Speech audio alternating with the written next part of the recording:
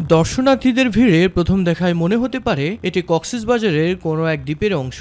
আসলে তা নয়, এটি মিনি কক্সবাজার নামে পরিচিত রাজবাড়ী গোদারবাজার এলাকা। পুরো এলাকা ঘিরে নান্দনিক এসব পর্যটন কেন্দ্র হওয়ায় খুশিতে উচ্ছ্বাসিত পর্যটক সহ বিভিন্ন শ্রেণী পেশার মানুষ। রাজবাড়ী জেলা শহর থেকে এই সন্নিকটেই এই সুন্দর একটি জেলা প্রশাসনের যে উদ্যোগে এত সুন্দর একটা জায়গা এটা একটা তৈরি করা হয়েছে। পদ্মা পুলক নামে একটি পার্ক হয়েছে, এখানে এসে আমার খুব ভালো লাগছে।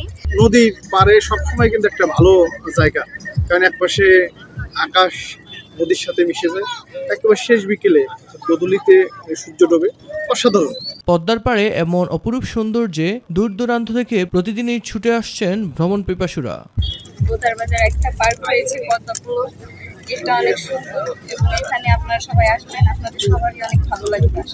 এই গোদারবাজারি রাজবাড়ী মানুষের বা রাজবাড়ির আশেপাশে যারা আছেন তারা বিনোদনের জন্য এখানে এসে থাকেন।